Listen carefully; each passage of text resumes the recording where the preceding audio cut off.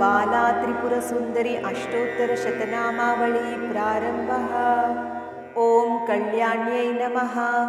ॐ त्रिपुरायै नमः। ॐ बालायै नमः। ॐ मायायै नमः। ॐ त्रिपुरसुन्दर्यै नमः। ॐ सुन्दर्यै नमः। ॐ सौभाग्यवत्यै नमः। ॐ क्लीङ्कार्यै नमः। ॐ सर्वमङ्गलायै नमः। ॐ ह्रीङ्कार्यै नमः।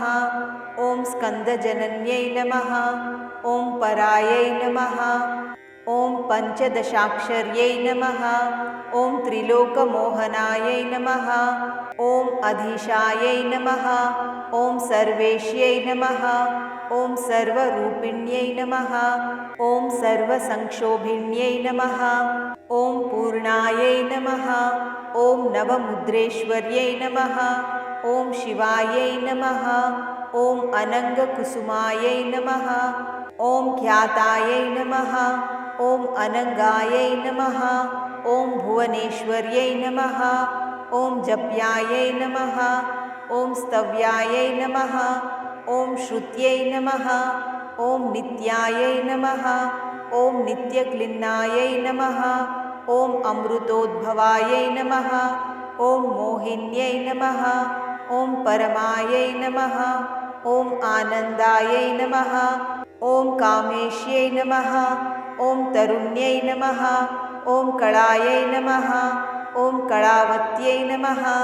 ॐ भगवत्यै नमः। ॐ पद्मरागकिरीटिन्यै नमः। ॐ सौगन्धिन्यै नमः। ॐ सरिद्वेण्यै नमः। ॐ मन्त्रिण्यै नमः। ॐ मन्त्ररूपिण्यै नमः। ॐ तत्त्वत्रयै नमः। ॐ तत्त्वमयै नमः। ॐ सिद्धायै नमः। ॐ त्रिपुरवासिन्यै नमः। ॐ श्रियै नमः। ॐ मत्यै नमः। ॐ महादेव्यै नमः। ॐ कौळिन्यै नमः। ॐ परदेवतायै नमः। ॐ कैवल्यरेखायै नमः। ॐ वशिन्यै नमः। ॐ सर्वेश्यै नमः। ॐ सर्वमातृकायै नमः। ॐ विष्णुस्वस्त्रे नमः। ॐ देवमात्रे नमः। ॐ सर्वसम्पत्प्रदायिन्यै नमः। ॐ आधारायै नमः। ॐ हितपत्निकायै नमः। ॐ स्वाधिष्ठानसमाश्रयायै नमः। ॐ आज्ञापद्मासनासीनायै नमः। ॐ विशुद्धस्थलसंस्थितायै नमः। ॐ अष्टत्रिंशत्कलामूर्त्यै नमः। ॐ सुषुम्नायै नमः। ॐ चारुमध्यमायै नमः। ॐ योगीश्वर्यै नमः। ॐ मुनिध्येयायै नमः। ॐ परब्रह्मस्वरूपिण्यै नमः। ॐ चतुर्भुजायै नमः। ॐ चन्द्रचूडायै नमः। ॐ पुराण्यै नमः। ॐ आगमरूपिण्यै नमः। ॐ ओङ्कारायै नमः। ॐ आदिमहाविद्यायै नमः। ॐ महाप्रणवरूपिण्यै नमः। ॐ भूतेश्वर्यै नमः। ॐ भूतमयै नमः। ॐ पञ्चाशद्वर्णरूपिण्यै नमः। ॐ षोडशन्यासायै नमः। ॐ महाभूषायै नमः।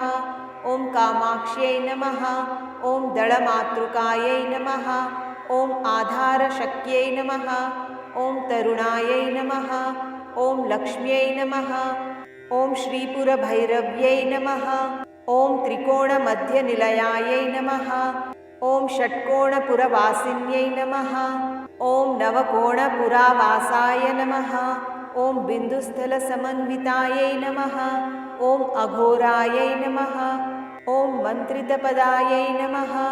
ॐ भामिन्यै नमः। ॐ भवरूपिण्यै नमः। ॐ एतस्यै नमः। ॐ सङ्कर्षिण्यै नमः। ॐ धात्रे नमः। ॐ उमायै नमः। ॐ कात्यायन्यै नमः। ॐ शिवायै नमः। ॐ सुलभायै नमः। ॐ दुर्लभायै नमः। ॐ शास्त्र्यै नमः। ॐ महाशास्त्रे नमः। ॐ शिखण्डिन्यै नमः। इति श्री बाला त्रिपुरसुन्दरी अष्टोत्तरशतनामावली सम्पूर्णः।